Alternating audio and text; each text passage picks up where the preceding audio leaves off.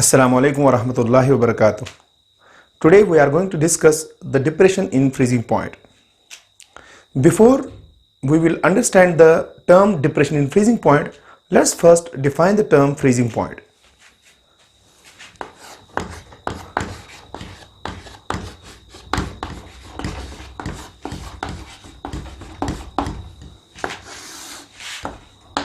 Freezing point. Okay, beta. The temperature at which the solid phase and liquid phase of a substance are in equilibrium is called freezing point.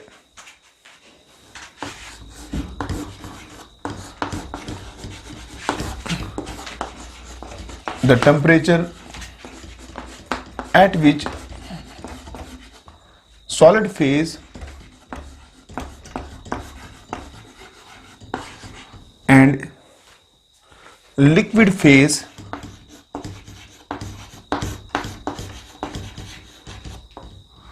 of a substance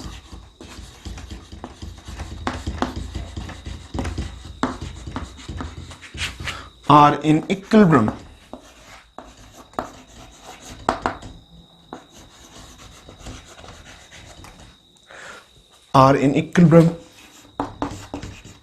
is called freezing point. Okay, baby. At the freezing point, both the solid phase and the liquid phase will have same value of Weber pressure. तो note करने वाली बात है बेटे,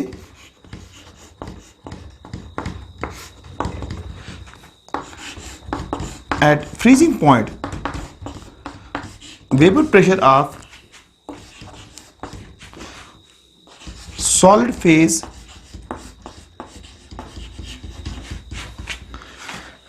as well as Weber pressure of solid phase is equal to Weber pressure of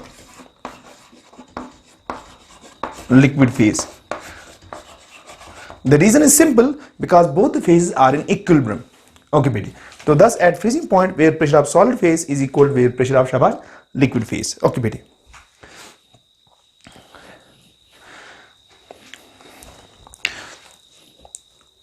Okay, baby. It has been observed that the freezing point of a solution containing non-volatile solute is always less than the freezing point of its pure solvent. Okay बेटी, अगर मैं इसको यहाँ board पर थोड़ा सा illustrate करूं तो इस तरह से बेटी, लेट अस से मेरे पास है बेटे, मेरे पास ये है यहाँ, ओके बेटी, pure solvent, let it be water. Okay बेटी, तो ये मेरे पास है pure solvent. Okay, for example water. Okay बेटी, और ये मेरे पास है, लेट अस से ये मेरे पास है aqueous solution of glucose.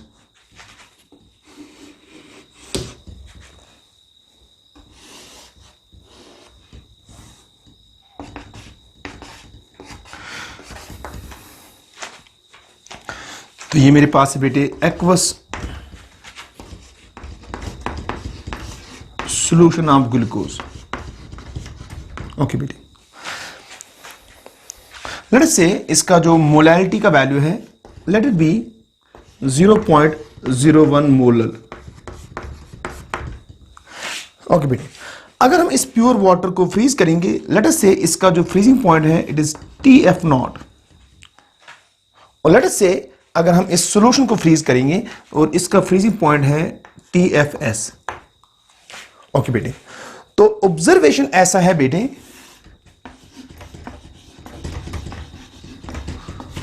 Observation है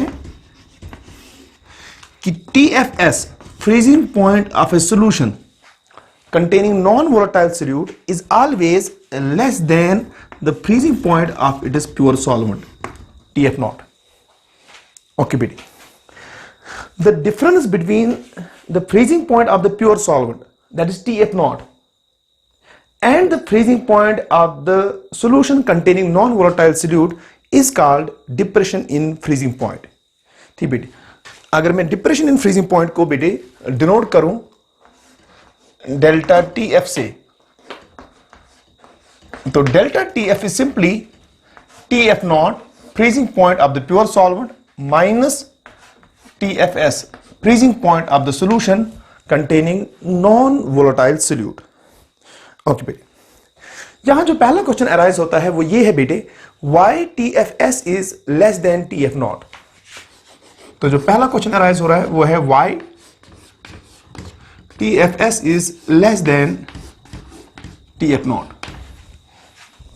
ओके बेटे, Y T F S is less than T F not. Okay बेटे, ये बात समझने के लिए हमें पहली बात जो जहन में डालनी है वो ये वाली बात है कि चाहे हम प्योर सॉल्वेंट को फ्रीज करें या हम फ्रीज करें solution containing non volatile solute, it is always the pure solvent which freezes. ठीक है, इसको अगर मैं साइंटिफिक टर्म में पुट करूं तो इस तरह से कहूंगा बेटे, both in case of pure solvent as well as solution containing non volatile solute, the equilibrium that will exist at the freezing point is solvent in the liquid state will be in equilibrium with the solvent in the solid state। ठीक है, in other words मैं ये कहना चाहता हूं कि जो dissolved solute है solution state में, ठीक है, it does not migrate into the solid phase of the solution, ठीक है, during freezing। ओके बेटी, जरा मैं इसको थोड़ा सा इलस्ट्रेट करूं ताकि बात समझ आए। ठीक बेटी, ध्यान देने वाली बात है। देखिए बेटी,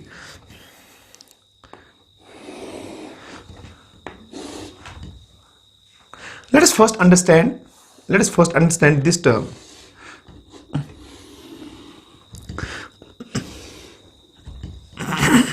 Okay बेटे, let us first understand the freezing of pure solvent। let us say ये मेरे पास है वाटर और let us say कि ये है लिक्विड स्टेट में एट 25 डिग्री सेंटीग्रेड। ओके बेटे, अगर मुझे इस प्योर लिक्विड सॉल्वेंट को फ्रीज करना है तो सडनली मुझे जो सराउंडिंग टेम्परेचर रखना होगा, मुझे सराउंडिंग में इसका जो टेम्परेचर है वो इस इनसाइड टेम्परेचर से कम रखना होगा, so that heat will flow from inside to outside. यानी जो सराउंडिंग वाला टेम्परेचर है, यहाँ सराउंडिंग का टेम्परेचर है वो इससे कम होना चाहिए। उससे क्या फर्क पड़ेगा बेटे, ठीक है, उससे क्या फर्क पड़ेगा, heat will flow from here to here. Okay बेटे, heat will flow from here to here. कब तक फ्लो होगा बेटे, कब तक फ्लो होगा, ठीक बेटे,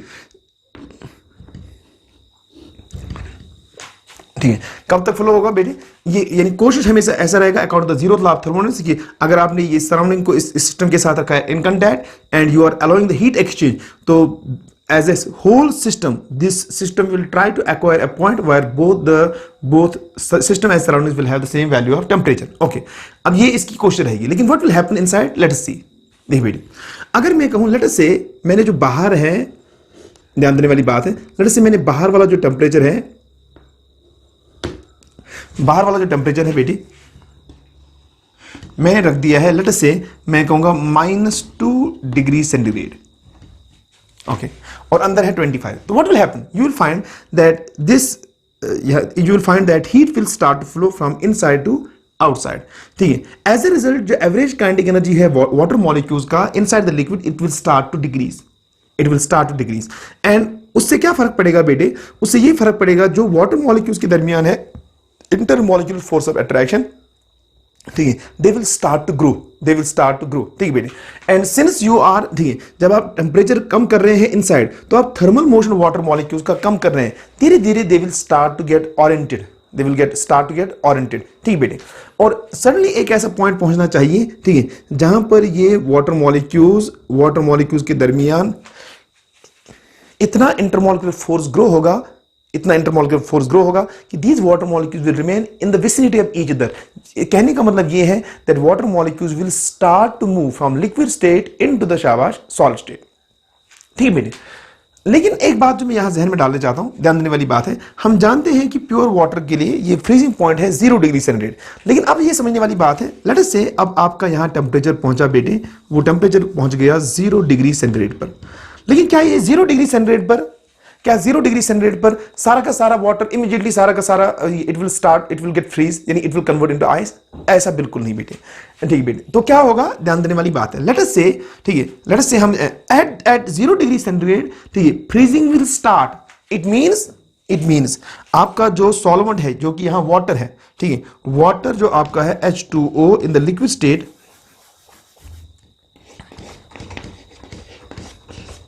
लिक्विड स्टेट में it will come in equilibrium with H2O in the solid state, यानी कुछ molecules of water they will get converted into the शाबाश H2O सॉलिड यानी आइस, ठीक है। मगर हम जानते हैं बेटे वाटर का कन्वर्जन, वाटर में, लिक्विड वाटर में एवरेज इंटरमोलिकुलर फोर्स का मैग्नीट्यूड कम है और आइस में एवरेज इंटरमोलिकुलर फोर्स का मैग्नीट्यूड ज्यादा है। तो इससे क्या फर्क पड़ने वाला है, H2O का कन्वर्जन H2O सॉलिड में it is an exothermic process. जो ये इक्विलिब्रियम पहुंचेगा और ये इक्विलिब्रियम पहुंचा एट 0 डिग्री सेंटीग्रेड। अब अभी भी चूंकि हमने बाहर वाला टेम्परेचर रखा है -2 डिग्री सेंटीग्रेड, तो यू विल से दैट इसमें से अभी भी heat will move from inside to शाबाश आउटसाइड। लेट अस से अब यहां से कुछ अमाउंट ऑफ हीट बाहर गया, उस अमाउंट ऑफ हीट से जो बाहर गया अंदर कन्वर्जन होगा, water will convert into ice. But जो ही वाटर कन्वर्ट होगा इनटू आइस, क्योंकि conversion of water into ice it is an exothermic process, that heat will be dumped inside the water, inside the water, and this will again raise its temperature back to 0 degree centigrade, ठीक बेटे। तो उससे क्या फर्क पड़ेगा, यानी this equilibrium H2, यानी जो बाहर वाला टेम्परेचर आप -2 डिग्री रख रहे हैं, इससे हीट फ्लो होगा फ्रॉम इनसाइड टू आउटसाइड, और इस हीट के फ्लो होने से from inside to outside this H2O liquid will get convert into H2O solid. But जो ही H2O लिक्विड का कुछ अमाउंट H2O सॉलिड में कन्वर्ट होगा, वहां से हीट जनरेट होगा जो इसका टेम्परेचर रेस्टोर बैक करेगा टू 0 डिग्री सेंटीग्रेड। मगर कुछ अमाउंट ऑफ वाटर सॉलिड में चला गया होगा, ठीक है। अगेन चूंकि अभी हमने बाहर वाला टेम्परेचर रखा है maintain at -2 degree centigrade, again यहां से कुछ हीट बाहर जाएगा इनसाइड टू आउटसाइड। अगेन ये वाला प्रोसेस होगा कि H2O liquid will continue to शाबाश change into H2O solid, मगर this process is an exothermic process. Again the heat release will be dumped back into the water and it will again raise the temperature to 0 degree centigrade.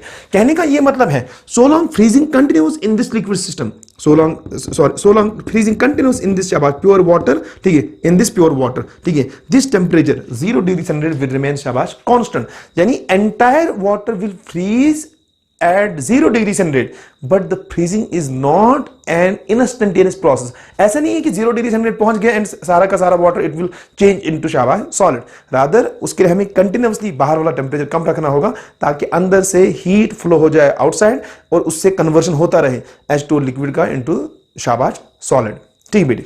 अब मैं ये क्या समझाना चाहता हूं, अगर मैं ये सारी सिचुएशन को, यानी इसका मतलब जब 0 डिग्री सेंटीग्रेड यहां पहुंचा तो आपका जो सॉल्वेंट है वो इसके साथ आया इन इक्विलिब्रियम। अगर हम इसको अब डायग्रामेटिकली यहां ड्रा में करूं, ऐसे देखिए बेटी,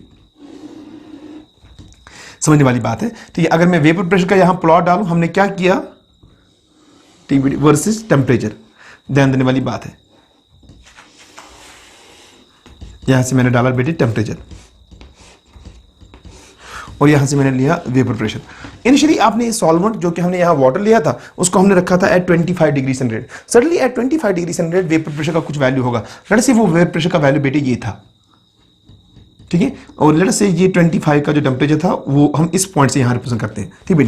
अब हमने क्या किया, हमने सराउंडिंग का टेम्परेचर कम रखा और धीरे धीरे हमारा जो लिक्विड सॉल्वेंट है उसका टेम्परेचर घट रहा है। टेम्परेचर घटने से क्या होगा, ये हम जानते हैं कि vapour pressure decrease with decrease of temperature और vapour pressure increase with increase of temperature. दोनों स्टेटमेंट सही है, vapour pressure increase with increase of temperature and vice versa, यानी टेम्परेचर के साथ वेपर प्रेशर डिक्रीज भी होता है और टेम्परेचर बढ़ाने से वेपर प्रेशर का वैल्यू इंक्रीज भी होता है। तो चूंकि हम अभी यहाँ टेम्परेचर हमारे लिक्विड सिस्टम का घटा रहे हैं इसलिए इसका वेपर प्रेशर घट जाएगा, ठीक बेटे। तो ये इसका वेपर प्रेशर घट रहा है बेटे, ये देखिए बेटे वेपर प्रेशर इसका घट रहा है, ठीक है। ये हमारे सॉल्वेंट का वेपर प्रेशर में घटा रहा हूं। एक पॉइंट ऐसा पहुंचेगा, ठीक है, जिसको आप बोल रहे हैं अभी फ्रीजिंग पॉइंट, जो कि वाटर के लिए अभी है 0 डिग्री सेंटीग्रेड। लेट्स से उसको मैं यहां डिनोट करूं ऐसे, वो है TF0 इन जनरल, ये है freezing point of the pure solvent, okay बेटे। अब जब ये फ्रीजिंग पॉइंट पहुंचा बेटे, ठीक है, फ्रीजिंग पॉइंट जब पहुंचेगा बेटे, फ्रीजिंग पॉइंट पर अब सॉलिड फेज और लिक्विड फेज दोनों मौजूद है, मगर दोनों का वेपर प्रेशर सेम है। और जो ही जहां तक फ्रीजिंग कंटिन्यूस रहेगा, ठीक है, जब तक फ्रीजिंग होता रहेगा, inside temperature will remain same, so long inside temperature will remain same, ठीक है, inside temperature will remain same, ठीक है, vapour pressure will remain same, ठीक है बेटे। अब जरा देखिए बेटे, हमने बाहर वाला टेम्परेचर कितना रखा, -2 डिग्री, और अंदर फ्रीजिंग हो रहा है, H2O लिक्विड कन्वर्ट हो रहा है H2O सॉलिड में, ठीक है। जब सारा का सारा वाटर कन्वर्ट होगा H2O सॉलिड में, तो this equilibrium will be vanished. जो ये इक्विलिब्रियम खत्म हो जाएगा, अब अंदर हमारा सारा का सारा रहा H2O सॉलिड यानी आइस, ठीक है, तो this is the freezing point. उसके बाद अब क्या बचा, यानी इस पॉइंट की इस वाले साइड में अब जो बेटे है वो है आइस। अब आपके आइस का temperature it will start to decrease. कैसे, क्योंकि बाहर वाला अभी आपका जो आइस होगा जब ये सारा का सारा खत्म हो गया equilibrium, when it is just, जब ये खत्म हो गया तो टेम्परेचर आपका है 0 डिग्री सेंटीग्रेड, लेकिन अभी भी आपने बाहर वाला टेम्परेचर -2 रखा है, तो heat will flow from your system to the outside. ठीक है, और उसका ठीक है, अब वहां कोई इक्विलिब्रियम नहीं है जिसकी वजह से वहां हीट जनरेट होगा और वो दोबारा रेस्टोर करेगा टेम्परेचर को। अब तो ऐसा वहां इक्विलिब्रियम कोई मौजूद नहीं है, इसलिए अब आइस का temperature it will start to decrease. ठीक है, और उसकी वजह से जो आपका सॉलिड है उसका vapour pressure it will start to fall. मगर जो वेपर प्रेशर का फॉल होगा it will fall with a different rate. Why, जो लिक्विड सिस्टम में इंटरमोलकुलर फोर्स का मैग्नीट्यूड था वो अलग था, ठीक है, जिसकी कॉरेस्पॉन्डिंग वहां characteristic value of vapour pressure था एक पर्टिकुलर टेम्परेचर पर। अब चूंकि आपके पास H2 है सॉलिड फेज में भी वहां इंटरमोलकुलर फोर्स मौजूद है, मगर उनका मैग्नीट्यूड अलग है लिक्विड फेज के कंपैरिजन, इसलिए वहां एक पर्टिकुलर टेम्परेचर पर वेपर प्रेशर का वैल्यू होगा मगर वो अलग होगा, और उसका जो डिक्रीज होगा टेम्परेचर वो कर्व भी अलग होगा। इसलिए यहां से ऑनवर्ड्स, मैं यहां जो दिखा रहा हूं बेटे, यहां से ऑनवर्ड मैं जो दिखा रहा हूं, यहां देखिए बेटे, ये मैं अगेन दिखा रहा हूं, ये यहां से लेकर यहां तक ये है solvent in the liquid state और ये है solvent in the solid state. तो यहां मैं जो दिखा रहा हूं बेटे वो है solvent in the liquid state, और ये जो है बेटे इस पॉइंट के इस वाले साइड में ये है solvent in the solid state. ठीक है, और ये है इसका फ्रीजिंग पॉइंट प्योर सॉल्वेंट का। ठीक है, अब ध्यान देने वाली बात है बेटे, अब जरा यहां इस वाले साइड में आप आ जाएं। ठीक बेटे, अब मैं क्या कर रहा हूं, अब मैं ले रहा हूं सॉल्यूशन। ठीक है, जो हमने लिया था, मैंने लिया था, शाबाश, मैंने लिया था बेटे aqueous solution of glucose 0.01 molar aqueous solution of glucose, यानी सॉल्वेंट अभी भी हमारा जो है वो वाटर ही है बेटे। ठीक है, अगर हमें इस सॉल्यूशन, लेट अस से इनिशियली आपने इसको भी रखा था 25 डिग्री सेंटीग्रेड पर, ठीक बेटे, अगर आपको इस सॉल्यूशन को भी फ्रीज करना है तो अगेन आपको सराउंडिंग में जो टेम्परेचर रखना होगा वो रखना होगा। ठीक है, नेचुरल सी बात है, वो रखना होगा बहुत कम ताकि हीट यहां से यहां जाए। ठीक बेटे, अब जरा ये समझने वाली बात है, लेट अस से आपने बाहर कुछ टेम्परेचर मेंटेन किया, लेट अस से मैं कहूंगा ठीक है -5 या -10 वट एवर, ओके, लेट से मैं कहूंगा -10 डिग्री सेंटीग्रेड आपने बाहर रखा, तो इससे क्या होगा, आपके सिस्टम से हीट बाहर जाएगा। ठीक बेटे, और धीरे धीरे आपके सोल्यूशन का टेम्परेचर जो है, सोल्यूशन का टेम्परेचर घट जाएगा और उससे उसका वेपर प्रेशर का वैल्यू घट जाएगा। लेकिन पहली बात जो हमें जहन में डालनी है, अगर मैंने इनिशियली 25 पर ही लिया था सॉल्यूशन को भी, मगर ये हम जानते हैं इससे पहले कि 25 पर जो इसका वेपर प्रेशर का वैल्यू होगा वो प्योर सॉल्वेंट से कम होगा, जो कि हम पढ़ चुके हैं in the related lowering of vapour pressure. तो इसलिए अगर मैं सेम टेम्परेचर पर सॉल्यूशन को लूं तो जो इसका वेपर प्रेशर का कर्व आएगा इनिशियली वो इससे नीचे आएगा। लेट अस से वो वेपर प्रेशर का कर्व बेटे ये है। अब जब मैं इस सॉल्यूशन का टेम्परेचर घटा रहा हूं तो इसका वेपर प्रेशर भी घटेगा, मगर हर टेम्परेचर के कॉरस्पॉन्डिंग सॉल्यूशन का जो वेपर प्रेशर है वो प्योर सॉल्वेंट से कम होगा।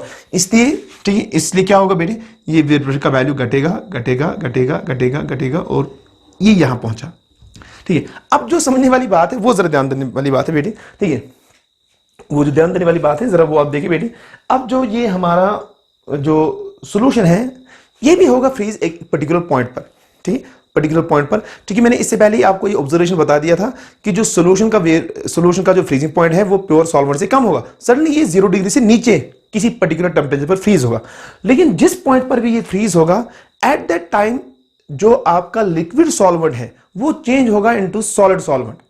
ठीक है, अब यहां इंपॉर्टेंट सी बात है, फ्रीजिंग पॉइंट पर ऐसा तो नहीं है कि इंस्टेंटेनियसली सारा सॉल्वेंट कन्वर्ट होगा सॉलिड में, यानी जो आपका वाटर है वो सारा का सारा आइस में ट्रांसफॉर्म होगा, ऐसा तो नहीं होगा, बल्कि जब फ्रीजिंग स्टार्ट होगा तो वहां दोनों फेज मौजूद होंगे, सॉलिड फेज भी और आपका लिक्विड फेज भी। अब मैं आपसे सवाल ये करने जा रहा हूं कि जो आपका सोल्यूट है ग्लूकोज, ठीक है, वो प्रेफरेंशियली किस वाले फेज में डिसॉल्व होगा, वो प्रेफरेंशियली ज्यादा डिसॉल्व रहेगा लिक्विड फेज में, क्योंकि लिक्विड फेज में ग्लूकोज के molecules they are more extensively solvated in comparison to the solid phase. तो सिंपल सी बात है, सोल्यूट जो है वो हमेशा प्रेफरेंस देगा, ठीक है, किसको, liquid state of the solvent को in comparison to the solid state. इसलिए जब फ्रीजिंग होगा तो फ्रीजिंग ऐसा नहीं होगा कि सॉल्यूशन का फ्रीजिंग होगा, कहने का मतलब ये है कि ऐसा नहीं है कि लिक्विड सॉल्वेंट प्लस ग्लूकोज वो बनाएंगे सॉलिड सॉल्वेंट प्लस ग्लूकोज, यानी जिस तरह से लिक्विड सॉलिड में ग्लूकोज मॉलिक्यूल डिस्ट्रीब्यूट थे उसी तरह से अब सॉलिड स्टेट में भी डिस्ट्रीब्यूट होंगे, बिल्कुल ऐसा नहीं है। रादर जो आपका प्योर सॉल्वेंट है ठीक है, सोल्यूशन का जो सॉल्वेंट है वो फ्रीज होगा, जो वो फ्रीज होगा यानी उसमें से जो सॉलिड मॉलिक्यूल्स है वो कन्वर्ट होंगे सॉलिड आइस में, और जो आपका ग्लूकोज मॉलिक्यूल्स है वो at the freezing point they will prefer the liquid phase, they will prefer the liquid phase. आप बोलेंगे सर फिर इससे क्या आप समझाना चाहते हैं? धीरे धीरे जब आप फ्रीजिंग करेंगे तो जो सोल्यूशन का जो सॉल्वेंट है वो कन्वर्ट होगा into ice, into ice, into ice, मगर उसमें ग्लूकोज नहीं जा रहा है, ग्लूकोज ले रहा है लिक्विड पार्ट के साथ। तो you will find at finally जब कंप्लीट फ्रीजिंग होगा जो आपका ग्लूकोज है it will not be homogenized in the solid phase of the solvent. ठीक है, समझाने वाली बात ये है जो मैंने इनिशियली आपको ये लाइन बोली थी कि चाहे आप फ्रीजिंग करें प्योर सॉल्वेंट की, चाहे आप फ्रीजिंग करें सॉल्यूशन की, in both cases which freezes that is solvent, यानी जो इक्विलिब्रियम मौजूद होगा at the freezing point of the pure solvent as well as at the freezing point of the solution. It is always solvent in the liquid state is in equilibrium with the solvent in the solid state. इसलिए अगर मैं solution को भी freeze करूं तो solution का जो solvent है वो भी फ्रीज तब होगा जब उसको सॉल्वेंट कन्वर्ट होगा सॉलिड आइस में। ठीक है, तो इसलिए मैं बोल रहा हूं, ध्यान देने वाली बात यहां है जो आपका ये सोल्यूशन बेटे, जो आपका ये सोल्यूशन है, ठीक है, जब जो आपका ये सोल्यूशन है जब तक ये इस सॉलिड सॉल्वेंट वाली लाइन को टच नहीं करेगा तब तक नेचुरल सी बात है फ्रीज नहीं होगा।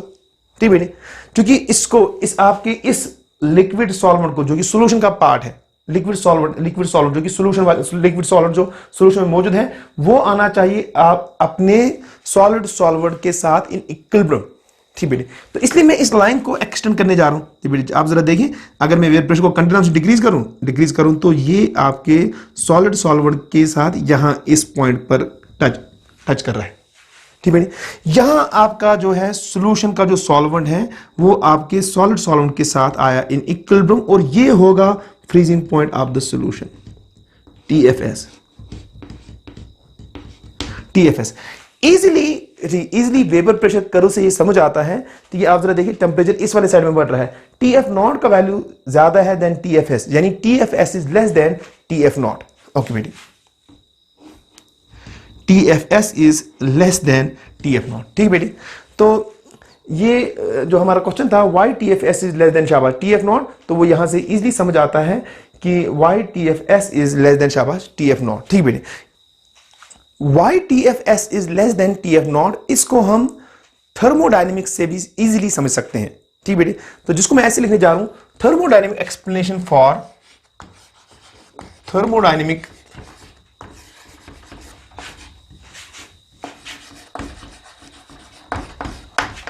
explanation for why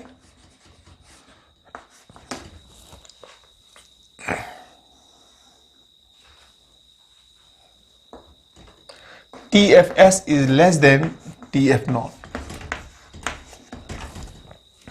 देखिए बेटी, आप देखिए अगेन मैं इसको दो पार्ट्स में इस तरह से डिस्कस करने जा रहा हूं बेटी।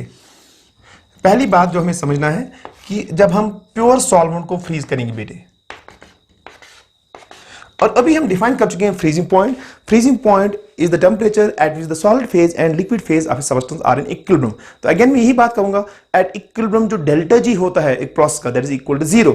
तो अगर मैं यहां लिखूं बेटे, ठीक है, डेल्टा जी, ठीक, इस प्रोसेस के लिए, तो अगर मेरे पास है सॉल्वेंट, ठीक बेटी, तो at TF naught freezing point पर, ठीक बेटी, एट TF नॉट इसका जो डेल्टा जी होगा फ्यूजन, ठीक, डेल्टा जी फ्यूजन इसलिए क्योंकि जो लिक्विड सॉल्वेंट का कन्वर्ट होना इनटू सॉलिड इसको हम बोलते हैं फ्यूजन। ठीक बेटी, और इसके दौरान जो एनर्जी बाहर आती है उसको बोलते हैं एंथैल्पी ऑफ फ्यूजन, और इसके दौरान जो एंट्रोपी चेंज होता है उसको बोलते हैं एंट्रोपी ऑफ फ्यूजन। ओके बेटी, तो इसलिए मैं लिखूंगा delta G fusion will be equal delta H fusion minus T delta S fusion.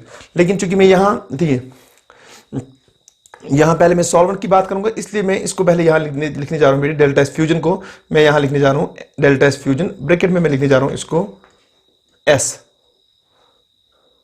Simple S. Okay बेटी, और यहां भी मैं इसको लिखने जा रहा हूं एस सॉल्वेंट, और यहां मैं इसको लिखने जा रहा हूं एस सॉल्वेंट। ठीक बेटी। अब at equilibrium at T F not चूंकि इक्विलिब्रियम मौजूद है इसलिए ये सारा इक्वेशन आना चाहिए इक्वल टू 0।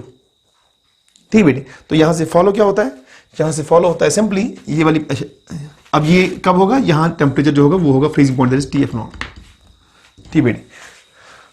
और ये यहां होगा बेटे डेल्टा एस फ्यूजन सॉल्वेंट। ठीक बेटी।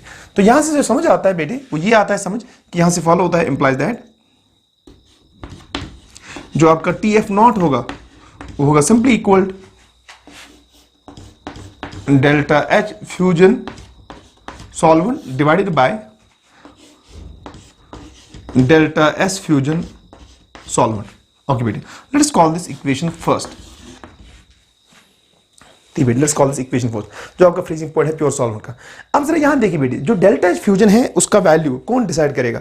डेल्टा एस फ्यूजन का वैल्यू डिपेंड करेगा किस तरह के इंटरमोलिकुलर फोर्स आपने ओवरकम किए और किस तरह के इंटरमोलिकुलर फोर्स आपने बनाए। ठीक बेटे, जब आप ये फ्रीजिंग कर रहे हैं तो आप जा रहे हैं liquid state of the solvent से into the solid state of solvent. जैसे मान लो अभी वाटर था तो आप वाटर से जा लिक्विड वाटर से जा रहे हैं इनटू आइस। ठीक बेटे, तो चूंकि आइस में एवरेज इंटरमोलिकुलर फोर्स स्ट्रॉन्गर है देन द प्योर वाटर, तो इसलिए मैं कहूंगा इस दौरान जो एनर्जी बाहर आएगा, ठीक है, वो जो एनर्जी होगा एनर्जी इस दौरान आएगा बाहर, क्योंकि overall intermolecular force are build up. ठीक बेटे, ठीक है, यानी conversion of liquid water into शाबाश ice is an exothermic process. ठीक बेटे, लेट अस से मैं कहूं इस डेल्टा एच फ्यूजन का कुछ वैल्यू होगा, लेट अस से मैं कहूंगा वो वैल्यू है -x किलो जूल्स पर मोल। ओके बेटे, ठीक बेटे। What about delta S fusion?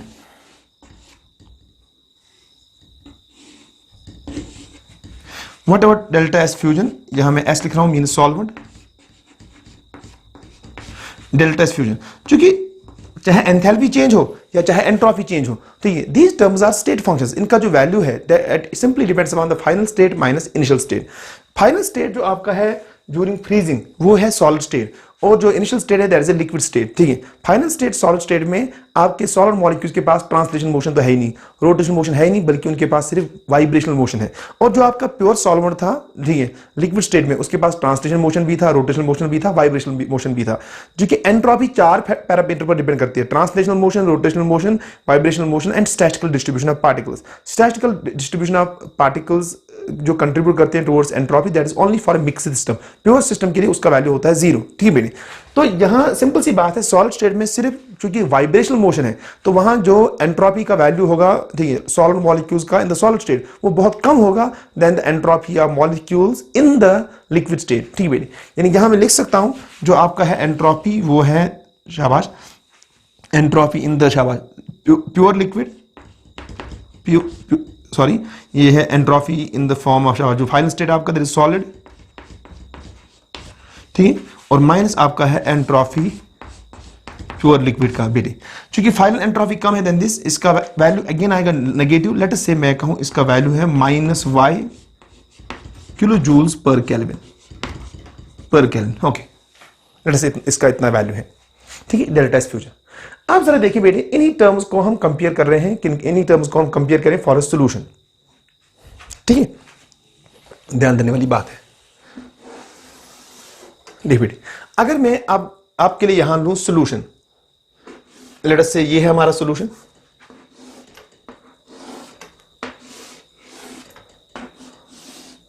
ये हमारा सॉल्यूशन है बेटे, एक्वस सॉल्यूशन ऑफ ग्लूकोज जैसे हमने लिया था,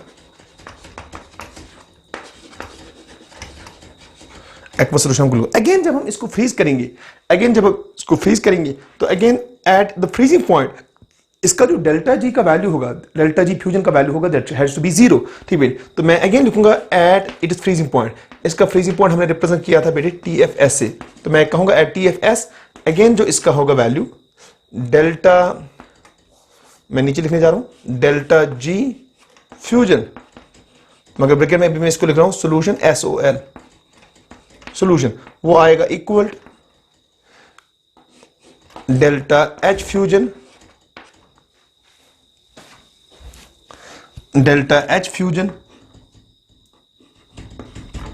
solution SOL minus TFS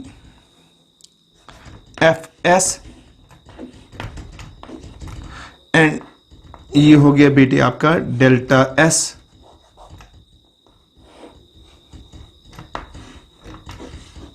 delta S fusion solution. देख लीजिए बेटे delta S fusion solution. Okay, अब ये सारा टर्म जो वैल्यू आएगा ये आना चाहिए इक्वल टू 0 एट इक्विलिब्रियम। तो अगेन मैं वहां से कंक्लूड कर सकता हूं जो TFS का वैल्यू है, जो TFS का वैल्यू है वो आएगा बेटे equal delta H fusion solution divided by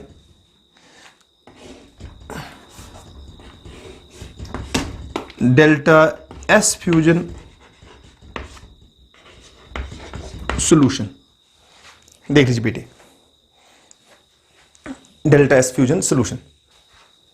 तो हमारे पास जो इक्वेशंस बनी अभी तक मैं इनको दोबारा यहां बोर्ड पर लिख देता हूं बेटे। तो एट द फ्रीजिंग पॉइंट हमें जो मिला TF, फ्रीजिंग पॉइंट जो हमें मिला प्योर सॉल्वेंट का,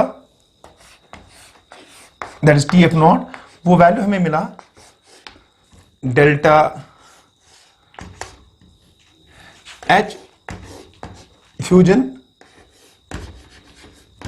S stands for solvent, divided by delta S fusion solvent. Okay बेटे, और इस ऊपर वाले वैल्यू को हमने पुट किया था इक्वल -x किलोजूल पर मोल, और इस वाले वैल्यू को हमने माना था -y किलोजूल पर केल्विन। ओके बेटे, ये वैल्यू हमने माना था। अब ध्यान देने वाली बात है, ठीक है। और हमने दूसरा जो इक्वेशन बनाया वो हमने बनाया TFS जो फ्रीजिंग पॉइंट सॉल्यूशन का है बेटे, वो बना हमारा डेल्टा एच फ्यूजन सॉल्यूशन, उसको मैंने लिखा SOL divided by delta S fusion solution. ठीक बेटे, अब जरा ये जो वैल्यूज हैं इनको मैं पुट करने जा रहा हूं, ठीक है, वो जरा आप गौर से सुनिए बेटे, ध्यान देने वाली बात है। इनको हम अप्रोक्सीमेट करने जा रहे हैं, इसको आप गौर से सुनेंगे। देखिए बेटे, पहली बात जरा डेल्टा एच फ्यूजन की बारे में बात करेंगे बेटे, ठीक है। वो मैं यहां आपके लिए लिख देता हूं।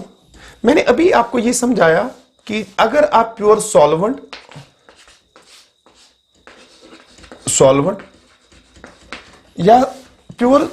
या सॉल्यूशन को आप फ्रीज करेंगे, in both cases which freezes that is शाबाश दैट इज सॉल्वेंट। तो इसका मतलब ये हुआ कि यहां भी जो फाइनल स्टेट है, यहां जो फाइनल स्टेट जो यहां है बेटे, वो है solvent in the solid state. Okay बेटे, और यहां भी जो फाइनल स्टेट है वो है solvent in the solid state. Okay बेटे, जो यहां इनिशियल स्टेट जो यहां है बेटे, वो है pure liquid, pure solvent. Okay बेटे, और जो यहां इनिशियल स्टेट जो है वो है बेटे शाबाश सॉल्यूशन स्टेट, मगर जो कि लिक्विड स्टेट में, सॉल्यूशन स्टेट। ओके बेटे, अब जरा समझने वाली बात क्या है? समझने वाली बात ये है, जो फाइनल स्टेट है आपका वो दोनों में है सॉलिड सॉल्वेंट। इसका मतलब ये हुआ जो फाइनली, चाहे आप सॉल्वेंट को फ्रीज करें, प्योर सॉल्वेंट को, या सॉल्यूशन को फ्रीज करें, फाइनली जो आपने जिस तरह के इंटरमॉलिक्यूलर फोर्सेस का मैग्नीट्यूड बढ़ाया वो दोनों में सेम है। ये टाइप ऑफ इंटरमॉलिक्यूलर फोर्स जो बिल्डअप हुए वो सेम है, ठीक है। लेकिन जो ओवरकम हुए यहां इस प्योर सॉलिड में, ठीक है, water molecule is entirely surrounded by the water molecule, या solid molecule is entirely surrounded by the solid molecule. लेकिन जो सॉल्यूशन स्टेट में all the solid molecules are not entirely surrounded by solid molecules. हां, लेकिन it is very much correct that maximum molecules, almost 99.99% molecules of the solvent in the solution state also are entirely surrounded by the solid molecules. Why? वो मैं इससे पहले वाले lecture में भी elevation boiling point में भी ये कंपैरिजन करा चुका हूं. जैसे हमने इसको माना था 0.01 molar aqueous solution of glucose. ठीक है, ये मैं इससे पहले भी कंपेयर करा चुका हूं. अगर हम इसमें रेशो निकाले ग्लूकोज मॉलिक्यूल्स और वाटर मॉलिक्यूल्स का, वाटर मॉलिक्यूल 0.01 मोलर का मतलब होता है 0.01 mole of glucose is present in 1000 grams of water. 1000 ग्राम होते हैं बेटे 55.55 मोल्स. तो अगर हम रेशो निकाले ग्लूकोज मॉलिक्यूल्स का और इसका वाटर मॉलिक्यूल्स का मोल्स हुए 55.5 और मॉलिक्यूल्स में कन्वर्ट करने के लिए हम इसको मल्टीप्लाई करेंगे Na से. यानी हमारे पास वाटर के मॉलिक्यूल्स है 55.55 इंटू Na डिवाइड पे करेंगे. ठीक है, ग्लूकोज के molecule that is 0.01 into Na number of moles into Avogadro number. Na तो कैंसिल होगा, तो ऊपर बचेगा 5555 और नीचे बचेगा 1. यानी 5555 मॉलिक्यूल्स में सिर्फ एक मॉलिक्यूल ग्लूकोज का डिसॉल्व्ड है. ठीक है मेरी, तो इसका मतलब ये हुआ जो 5554 मॉलिक्यूल्स ऑफ वाटर है, they are entirely surrounded by water molecules. और out of 5555 molecules only one molecule of water is from one side surrounded by glucose molecule. तो इसका मतलब सॉल्यूशन में भी जो स्टेट सिचुएशन है, मेजॉरिटी नहीं maximum molecules of solid are entirely surrounded by the water molecules are entirely surrounded by the solid molecules. इसका मतलब ये हुआ कि जब आप यहां फ्रीजिंग कर रहे हैं प्योर सॉल्वेंट को या चाहे आप फ्रीजिंग कर रहे हैं सॉल्यूशन का, टाइप ऑफ इंटरमॉलिक्यूलर फोर्सेस जो आप ओवरकम करने जा रहे हैं और टाइप ऑफ इंटरमॉलिक्यूलर फोर्सेस जो बिल्डअप होने जा रहे हैं उनका मैग्नीट्यूड ऑलमोस्ट सेम है. इसलिए इस प्रोसेस के दौरान चाहे फ्रीजिंग कर रहे हैं सॉल्वेंट की, चाहे फ्रीजिंग कर रहे हैं सॉल्यूशन की, इस प्रोसेस के दौरान जो एनर्जी बाहर आएगी उसका मैग्नीट्यूड सॉल्यूशन के लिए और प्योर सॉल्वेंट के लिए ऑलमोस्ट उसका वैल्यू होगा सेम. इसलिए जहां भी जो न्यूमरेटर में जो वैल्यू लिखने जा रहा हूं बेटे, it is a very good approximation. जहां भी जो एनर्जी बाहर आएगा that is -x kilo joule per mole. यानी जो एंथैल्पी ऑफ फ्यूजन है for pure solvent as well as for solution it is almost same. ठीक है, तो ये बहुत इंपॉर्टेंट कंक्लूजन है जो मैंने यहां लिखा. यानी delta H fusion solvent is approximately equal to, it is a very good approximation, delta H fusion solution. इसको समझिए बेटी, SOL solution, ये दोनों वैल्यू सेम है. लेकिन व्हाट अबाउट डेल्टा S, इसको जरा बेटी आप समझे तो ध्यान देने वाली बात है. देखिए बेटी, जिसको मैं यहां लिखने जा रहा हूं, देख बेटी, अब मैं एंट्रोपी चेंज, चूंकि एंट्रोपी चेंज है स्टेट फंक्शन, मैं यहां फाइनल एंट्रोपी लिखने जा रहा हूं. फाइनल एंट्रोपी जो है आपका, ठीक है, वो कम होगा और इनिशियल एंट्रोपी आपका ज्यादा होगा. लेट अस से वो फाइनल एंट्रोपी आपका ये है बेटी, ये बेटी, क्योंकि ये मैं लिखने जा रहा हूं सॉल्वेंट जो आपका है. ठीक है, सॉल्वेंट जो है एंट्रोपी जो सॉल्वेंट का है, ठीक है, एस का जो वैल्यू है S in the final state. लेकिन S in the final state जरा ये समझिए बेटे, S in the final state जो होगा वो सॉल्वेंट के लिए भी वही है और सॉल्यूशन के लिए भी वही है. क्योंकि सॉल्यूशन का भी फाइनल स्टेट जब फ्रीजिंग का होगा, फ्रीज होगा, तो वहां सॉल्वेंट होगा इन द सॉलिड स्टेट और प्योर सॉल्वेंट भी फ्रीज होगी, सॉल्वेंट ही है सॉलिड स्टेट में. इसलिए फाइनल स्टेट एंट्रोपी का दोनों का सेम है. ठीक है, लेकिन अब इनिशियल एंट्रोपी की अगर बात करेंगे तो इनिशियल एंट्रोपी का वैल्यू किसके लिए ज्यादा होगा बेटे? अगर मैं ये रिप्रेजेंट करूं, ये है एंट्रोपी ऑफ सॉल्यूशन. ठीक है, एंट्रोपी ऑफ सॉल्यूशन 4 फैक्टर्स पर डिपेंड करेगा. क्योंकि सॉल्यूशन में 2 तरह के कंपाउंड्स हैं, तो इसमें ट्रांसलेशन मोशन भी होगा, रोटेशन मोशन भी होगा, वाइब्रेशनल मोशन भी होगा, और उसके अलावा वहां जो होगा statistical distribution of glucose and water molecules की वजह से entropy S equal K ln of W. यानी वहां 4 टर्म्स है जो कंट्रीब्यूट कर रहे हैं टुवर्ड्स एंट्रोपी. इसलिए सॉल्यूशन का entropy at the same temperature हमेशा ज्यादा होगा देन द प्योर लिक्विड. क्योंकि प्योर लिक्विड में एंट्रोपी सिर्फ 3 पैरामीटर की वजह से होगा, ट्रांसलेशनल, रोटेशन एंड वाइब्रेशन. तो इसलिए मैं अगर लिखूं ये है एंट्रोपी का value in the solution state जो कि फाइनल स्टेट में है, ठीक है, ये वैल्यू ज्यादा होगा देन द प्योर लिक्विड. जिसको मैं अगर यहां रिप्रेजेंट करूं, ये है एंट्रोपी का वैल्यू जो होगा.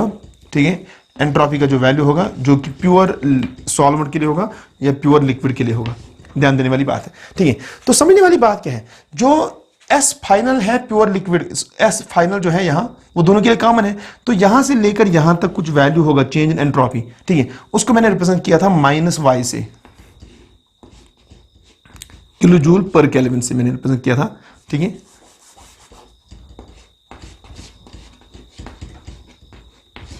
पर केल्विन से.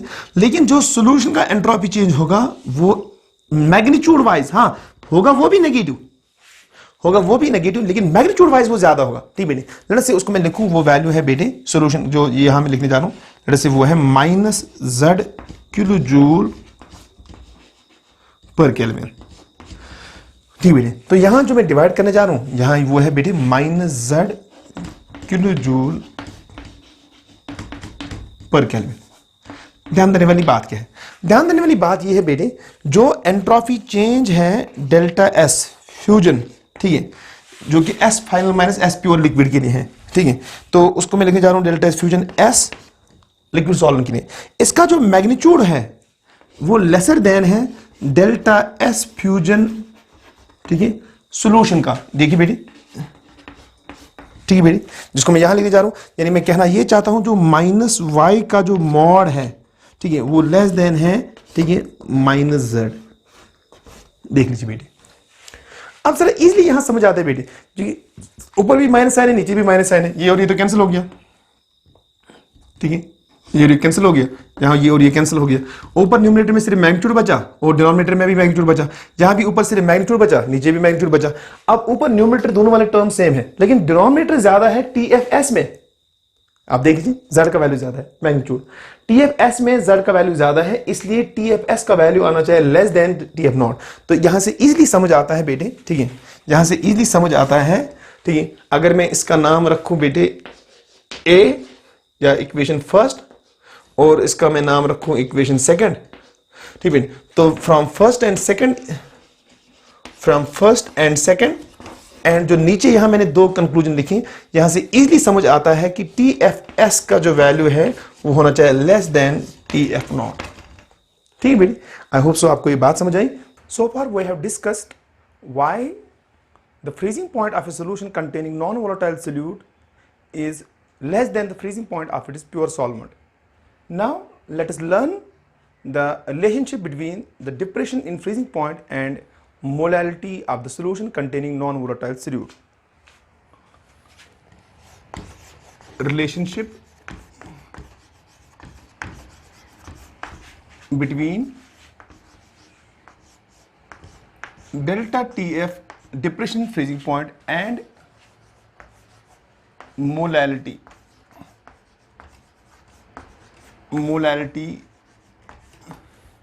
of the solution containing non-volatile solute. Okay, baby. It has been found that depression in freezing point delta TF is directly proportional to molality of the solution. Okay, baby. Proportionality को equality में लाने के लिए we will multiply we will multiply this statement with a constant, proportionally constant, and our equation will become delta TF will be equal KF into M. Let us call this equation first. KF is a characteristic constant. KF is characteristic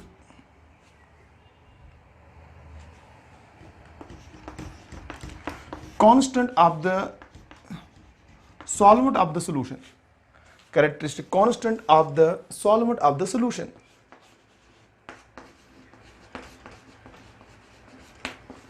Solvent of the solution.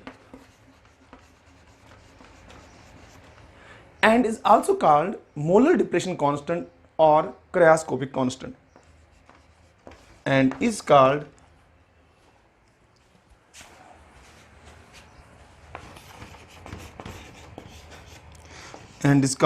molar depression constant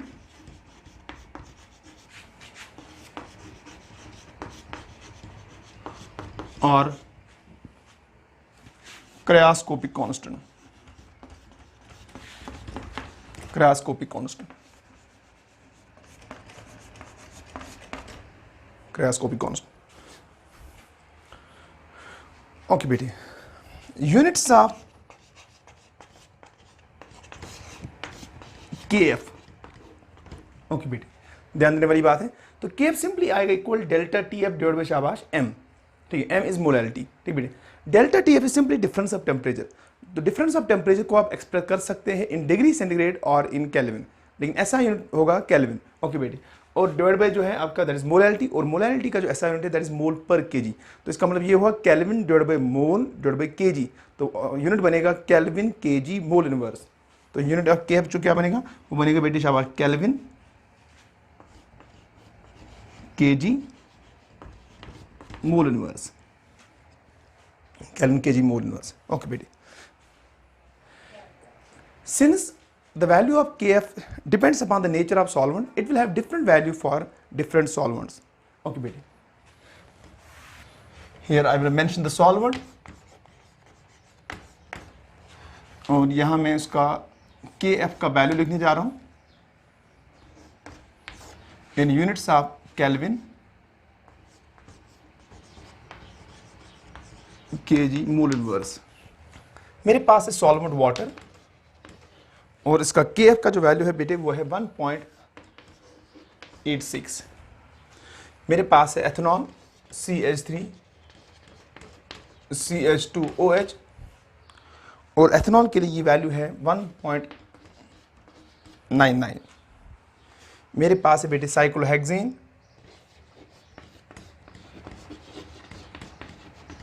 C6H6, cyclohexane के लिए value है 20। मेरे पास है benzene, और benzene के लिए ये value है बेटे 5.12। मेरे पास है क्लोरोफॉर्म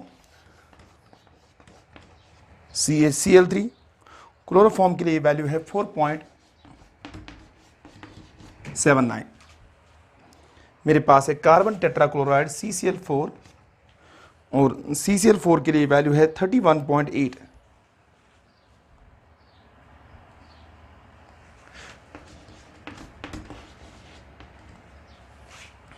मेरे पास है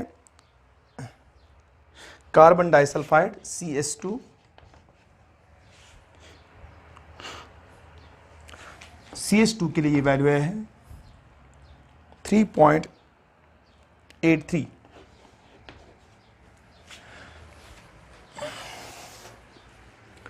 यहाँ मैं अगेन लिखने जा रहा हूँ सॉल्वेंट, और यहाँ मैं K का वैल्यू KF का value in kelvin KG mole inverse. मेरे पास है di ethyl ether,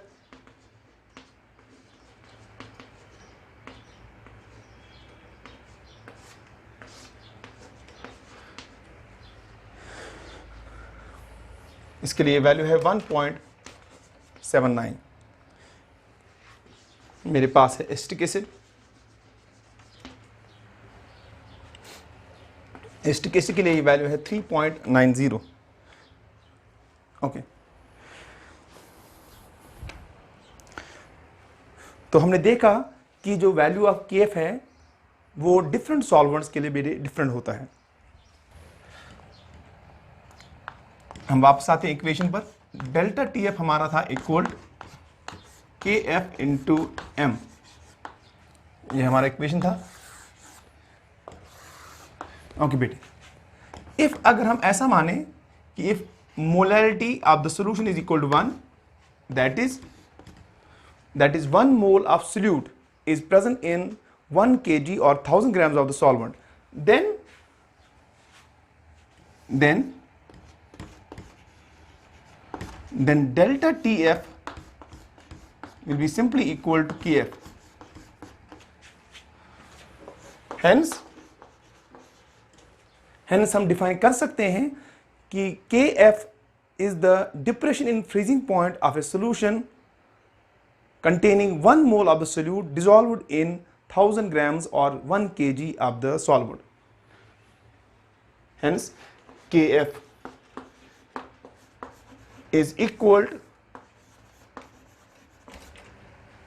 to the delta TF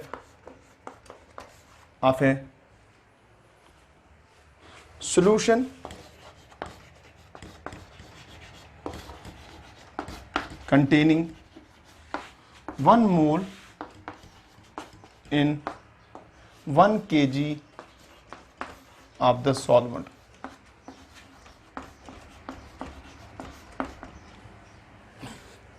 1 kg of the solvent. Okay बेटे, एक और बात जो मैं चाहता हूं कि आप रिमेंबर करें so that you can solve your numerical problems. Okay बेटे, since Kf is a characteristic constant of the solvent, Kf can also be obtained from the following thermodynamic relationship. Kf is also equal to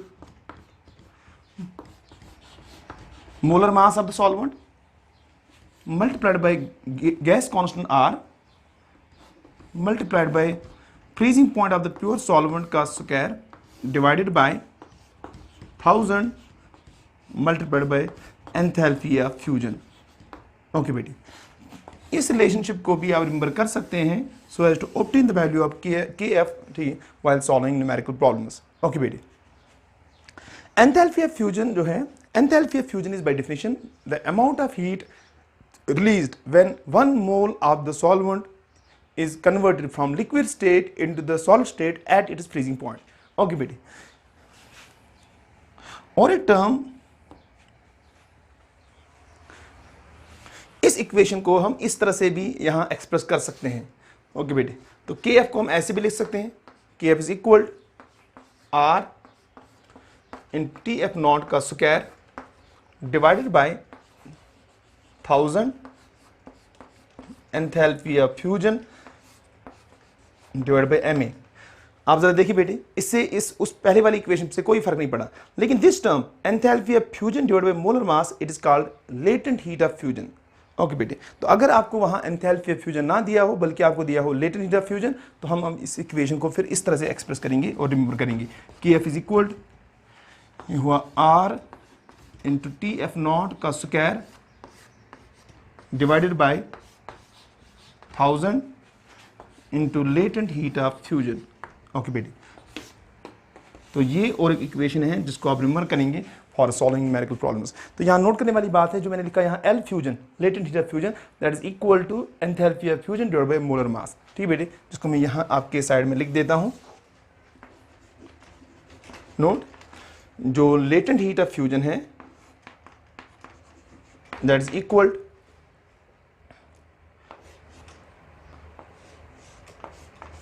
enthalpy of fusion divided by molar mass.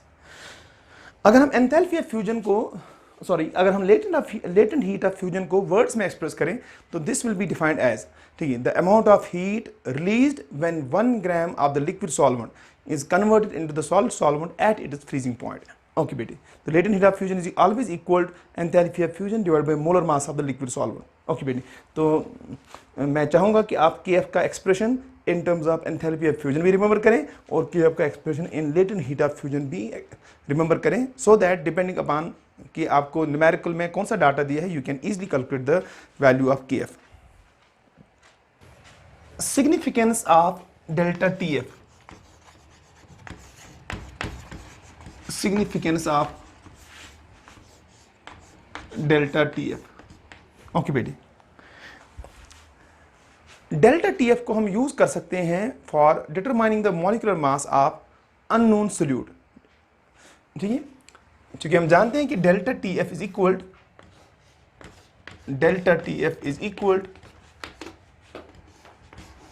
Kf into M। M is molality. Okay बेटे, तो delta Tf is equal Kf into M is molality of the solvent. अगर हम ये मान के चलें कि हमारे सॉल्यूशन में WB grams of non volatile solute हमने ऐड किए हैं, ठीक है, और लेट अस से इसका मोलर मास है Mb, ठीक है, तो मल्टीप्लाई होगा बेटे 1000 एंड डिवाइड बाय होगा मोलर मास, ये मास of the solvent in grams. ये देखिए बेटे, ये मोलैलिटी इसके बराबर होता है, molality is equal mass of the solute, mass of solute in grams into 1000 divided by molar mass of the solvent, ठीक है, multiplied by mass of solvent in grams। ये हम बहुत बारी डिस्कस कर चुके हैं, तो this also the expression for molality. ठीक बेटे, अब हम जानते हैं कि जो ये मास ऑफ सोल्यूट है, एक्सपेरिमेंटली हमने कितना मास ऑफ सोल्यूट ऐड किया लिक्विड सॉलिड में, ये हम कैलकुलेट कर सकते हैं। ठीक बेटे, या हम इसको डिटरमाइन कर सकते हैं। इसी तरह से बेटे कितने अमाउंट ऑफ सॉलिड में हमने इसको डिसॉल्व किया, तो this is also known parameter. 1000 is by formula. Kf can also be obtain, ठीक है, वो मैंने अभी आपको बताया फ्रॉम थर्मोडायनेमिक रिलेशनशिप के एफ ऑब्टेन कर सकते हैं। नाउ इसमें जो अननोन पैरामीटर बचा that is delta T F. अगर हमें ये डेल्टा टी एफ पता है तो हम ये एम भी निकाल सकते हैं। तो यहाँ मैं आपके लिए बता दूं कि डेल्टा टी एफ को डिटरमाइन किया जाता है एक्सपेरिमेंटली बाय रास्टस मेथड या रास्टस कैम्फर मेथड और बेकमैन मेथड। तो डेल्टा टी एफ नोट करने वाली बात यह है, delta T F is determined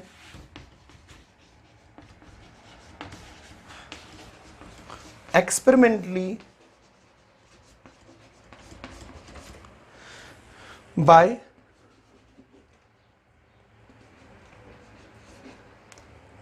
number first Rast's method,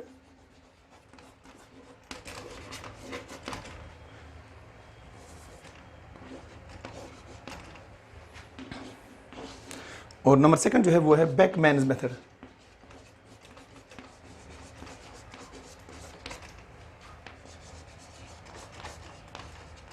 Beckmann method, तो इसका मतलब ये है कि delta T F is an experimental parameter, K F will depend upon the nature of solvent जो हमने यूज किया है, W B is an experimental parameter, W A is an experimental parameter. तो हम इस एक्सप्रेशन से इसको मैं एक्सप्रेशन सेकंड कहूं, इस एक्सप्रेशन से हम molar mass of the unknown solute determine कर सकते हैं बेटी।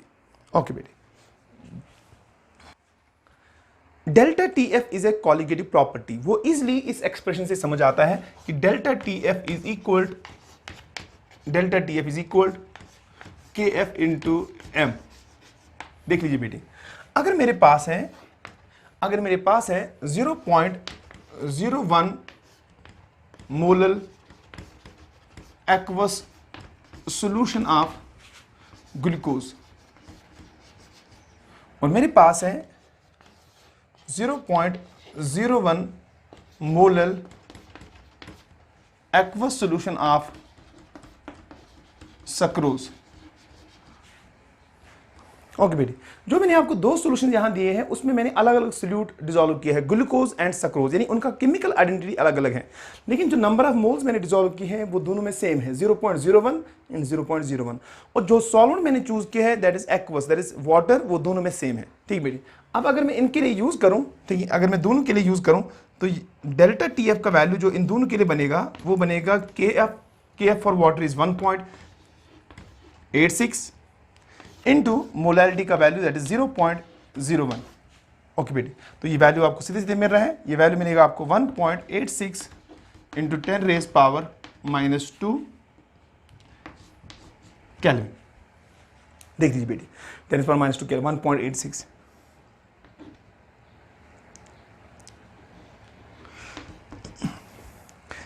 मैं आपको समझाना क्या चाहता हूं, समझाना मैं ये चाहता हूं कि यहां जो डेल्टा टी एफ का वैल्यू इन दोनों सॉल्यूशन के लिए बनेगा वो दोनों सॉल्यूशन के लिए बनेगा same, and delta T F का value does not depend upon the chemical identity of the solute, chemical identity of the solute.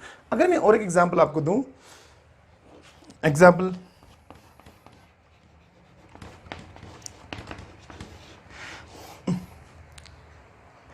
Second में अगर आपको दूं इस तरह से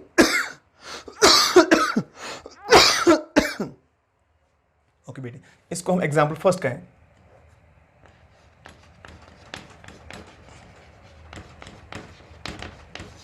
अगर मैं एग्जांपल सेकंड आपको दूं, मैं आपको पहले दूं, इसको मैं ए कहूं बेटी, मेरे पास है 0.01 molal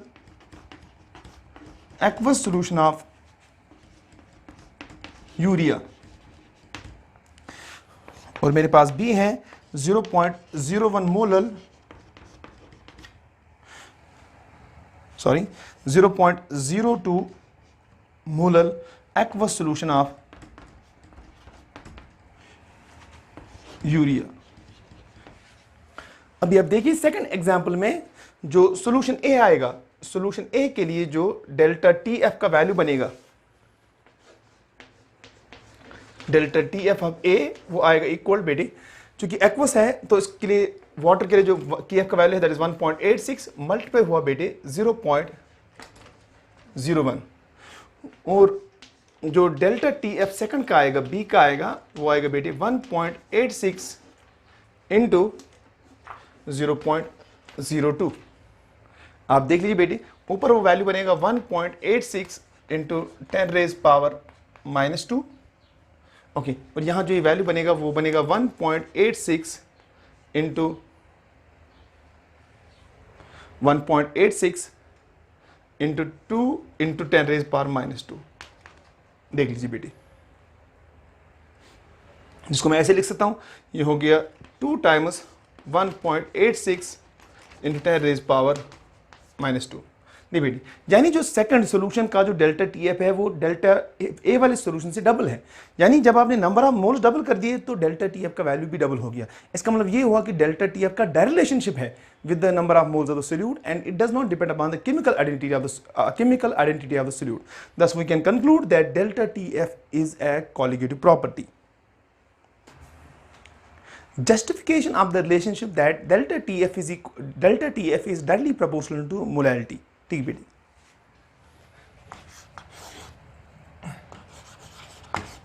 justification of the relationship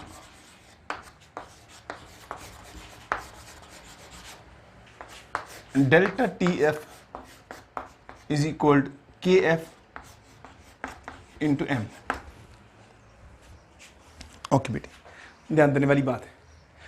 इस रिलेशनशिप को जस्टिफाई करने के लिए जी बेटी हम लेंगे यहाँ प्योर सॉल्वेंट के साथ हम लेंगे दो अलग अलग solutions with different concentrations. Late us से ये मेरे पास है प्योर सॉल्वेंट। ओके बेटी, और इसको मैं बोलूं सॉल्यूशन फर्स्ट। लेट अस से विद कंसंट्रेशन C1, और यहां मैं लूं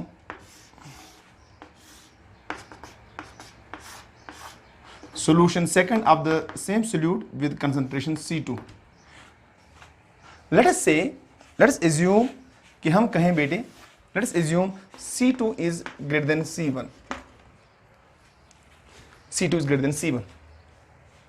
ओके बेटे, और हमने इनको सभी को इनिशियली रखा है at the same temperature T।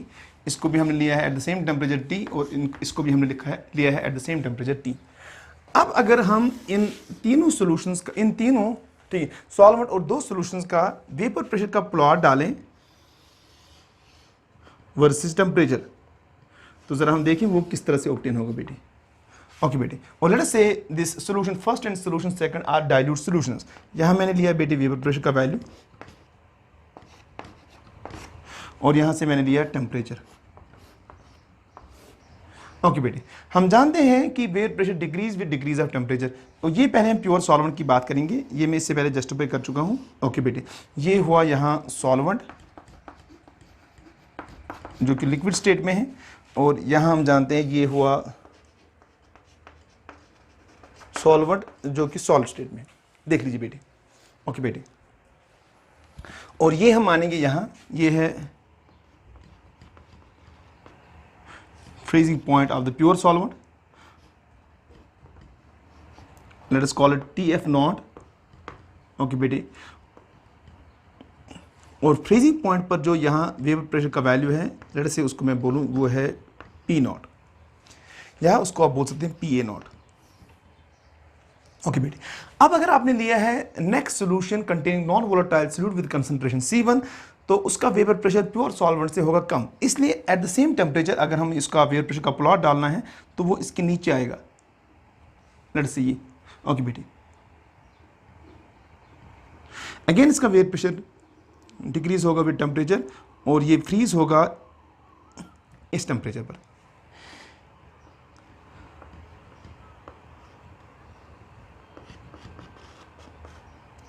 इसको मैं बोलूं ये है freezing point, let's call it T1। ये है सॉल्यूशन फर्स्ट। अगर मैं सॉल्यूशन सेकंड लूं, सॉल्यूशन सेकंड का जो कि कंसंट्रेशन ज्यादा है, इसलिए एक पर्टिकुलर टेम्परेचर पर इसका वेपर प्रेशर का वैल्यू कम होगा, इसलिए अब इसका जो कर्व आएगा वो इससे नीचे आएगा। और अगर हम उसको अगेन फ्रीज करने जा रहे हैं तो हम टेम्परेचर घटाएंगे, उससे वेपर प्रेशर का वैल्यू घटेगा और ये घट के यहाँ आ जाए। ओके बेटी, ध्यान देने वाली बात है। लेट से इस टेम्परेचर को मैं कहूँ फ्रीजिंग पॉइंट जो इसका है वो है T2। ओके बेटी, तो TF नॉट जो है ये वाला वैल्यू यहाँ, ये है freezing point of the pure solvent. और यहाँ जो ये आपका है T1, ये है freezing point of the solution first. Let say यहाँ मैं प्रेशर कहूँ, इसको मैं कहूँ P1, और T2 जो है यहाँ आपका वो है freezing point of the second solution, और इसके कॉरस्पॉन्डिंग जो वेपर प्रेशर का वैल्यू है उसको मैं रिप्रेजेंट करूँ P2 से। ओके बेटे, ध्यान देने वाली बात है। अगर मैं इसको, इस पॉइंट को नाम दूं A, और इस वाले पॉइंट को मैं नाम दूं B, और इस वाले पॉइंट को मैं नाम दूं C, ध्यान देने वाली बात है।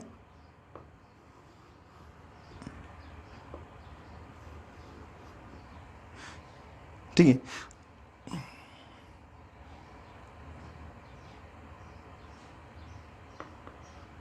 C, और इस वाले पॉइंट को मैं नाम दूं D, और इस वाले पॉइंट को मैं नाम दूं E। यहां देख लीजिए बेटे, हम अप्रॉक्सीमेटली जो यहां ये ट्रायंगल बनता है A, E और D, इसको हम ये जो यहाँ जो ये लाइन है छोटी सी, इसको हम अप्रॉक्सीमेट कर सकते हैं। It's a right angle triangle. और यहाँ जो आपका थीटा है, ये वाला थीटा, ये वाला थीटा, और हम इस ये वाला ट्रायंगल A, B और C, यहाँ जो ट्रायंगल है A, B और C, ठीक है बेटी, यहाँ हम इसको मान सकते हैं राइट एंगल ट्रायंगल। इस लाइन को हम इस वाली लाइन और इस वाली लाइन को हम डायल्यूट सॉल्यूशन के लिए अप्रॉक्सीमेटली मान सकते हैं पैरेलल। तो फिर ये वाला एंगल और ये वाला एंगल सेम होना चाहिए, क्योंकि ये दोनों एंगल जो है वो है कॉरस्पॉन्डिंग एंगल्स। ठीक बेटे, यहाँ मैंने थोड़ा सा इसको एलॉबरेट किया, इसलिए आपको ये राइट एंगल ट्रायंगल नहीं मिल रहा है। अगर आप इन लाइन्स को क्लोज ले जाएंगे तो it's a very good approximate कि आप इस लाइन को और इस लाइन को अप्रॉक्सीमेटली पैरेलल मान सकते हैं। ठीक बेटे, तो फिर ये वाला जो थीटा है और ये वाला थीटा बराबर होना चाहिए। तो फिर यहाँ जो tan ऑफ थीटा है वो आना चाहिए परपेंडिकुलर AE बाई ED। ठीक बेटे, तो आपका जो tan ऑफ थीटा है, ठीक बेटे, आपका जो tan ऑफ थीटा है जिसको मैं यहाँ लिखने जा रहा हूँ, ठीक बेटे, आपका tan ऑफ थीटा आना चाहिए AE बाई ED। ठीक बेटे, ये tan ऑफ थीटा के बराबर, और यही tan ऑफ थीटा आना चाहिए इक्वल टू, वो आना चाहिए, शाबाश, वो आना चाहिए AC बाई वो आना चाहिए बेटे, वो आना चाहिए A, ये वाला है A, ये वाला पॉइंट A है, AC बाई CB, वो आना चाहिए equal AC by CB। Okay बेटे,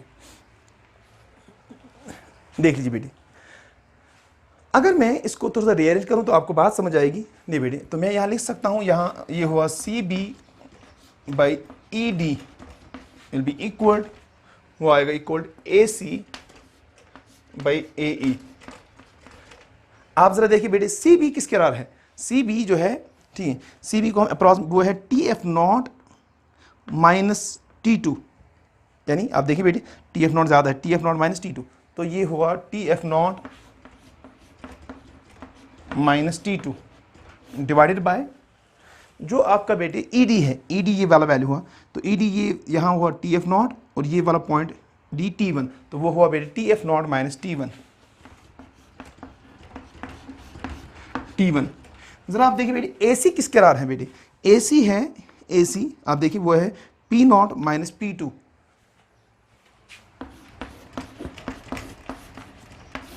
डिवाइडेड बाय बेटे जो आपका है बेटे AE किसके बराबर है? वो है P0 माइनस PA0, वो है PA0 माइनस P1। यहाँ से एक बात समझ आती है, TF0 माइनस T2 जो है वो है depression of freezing point of second solution, and TF0 minus T1 is depression of freezing point of the first solution. मगर TF0 माइनस T2 का डायरेक्ट रिलेशनशिप है with the lowering of vapour pressure, और again TF0 minus T1 का relationship है with the lowering of vapour pressure. यानी यहाँ से हम कंक्लूड कर सकते हैं कि जो डेल्टा TF है, तो कंक्लूजन इस इक्वेशन से बनता है कि डेल्टा TF का जो वैल्यू है, वो डायरेक्टली प्रोपोर्शनल है to lowering of vapour pressure, that is delta P, lowering of vapour pressure. ठीक है, okay, lowering of vapour pressure. हम वापस आते हैं अपने टॉपिक पर। तो हमने कंक्लूड कर लिया कि जो डिप्रेशन फ्रीजिंग पॉइंट है उसका डायरेक्ट रिलेशनशिप है with lowering of vapour pressure. Okay बेटे, मैं आपको याद दिलाऊं कि जो relative lowering of vapour pressure है, यानी PA0 minus P S vapour pressure of the solution, जिसको आपने कहा था TBD, जो आप यहाँ ले सकते हैं सोल्यूशन फर्स्ट का P1 और सोल्यूशन सेकंड का P2, ठीक है, divide by PA naught vapour pressure of the pure solvent, वो आपने लिया था इक्वल, वो आपने लिया था फॉर डाइल्यूट सोल्यूशन, वो आपको मिल रहा था, ओके बेटी, वो आपको डाइल्यूट सोल्यूशन के लिए आ रहा था मास of the solute WB divide by MB molar mass of the solute into molar mass of solvent divided by mass of the solvent, okay बेटी। तो यहां से हम जो लॉवरिंग का वेयर प्रेशर है यानी delta PA naught minus vapour pressure of solution, वो हमें मिलेगा बेटी, वो मिलेगा हमें, मैं इसको ऐसे लिखूं, MA divided by MA into PA not को मैं अलग लिखूं into WB divide by MB into WA। अब अगर मैं ये जो टर्म है ये है लॉवरिंग का वेयर प्रेशर, ठीक है, ये वाला टर्म लॉवरिंग का वेयर प्रेशर यानी डेल्टा P जो आपका है, ओके बेटी, वो इसके बराबर है।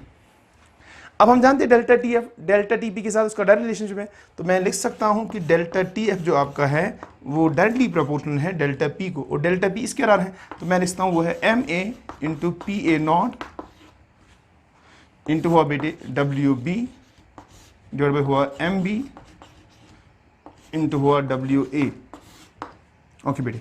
अगर हम प्रोपोर्शनल को इक्वालिटी में लाएं तो मैं लिख सकता हूं डेल्टा TF इज इक्वल,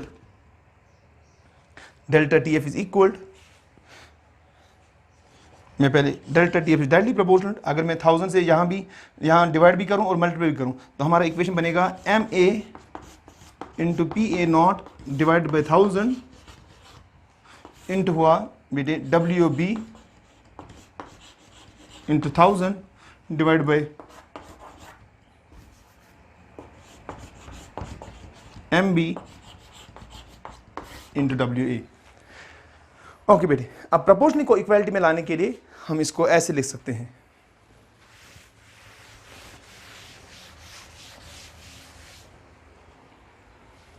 हम लिख सकते हैं कि delta TF is equal to a constant, let's say constant C into MA into PA naught divided by 1000। ये जो ब्रैकेट में टर्म है आप जरा देखिए, ये मोलैलिटी का एक्सप्रेशन है, तो यहां जो टर्म बना वो बना बेटे मोलैलिटी। आप जरा देखिए, C is a constant proportionally, M is molar mass of the solvent, PA not is vapour pressure of the pure solvent and 1000 is a constant. तो ये जो सारा टर्म है, ये C is a proportionally constant, MA is molar mass of solvent, PA not is a शाबाश vapour pressure of the pure solvent. तो ये characteristic है सॉल्वेंट की, ठीक बेटे। इस सब को मैं एक कांस्टेंट मानता हूं और मैं लिख सकता हूं यहाँ डेल्टा TF जो है वो आएगा a constant of the solvent, उसी को हम बोलते हैं KF इंटू आया शाबाश मोलैरिटी।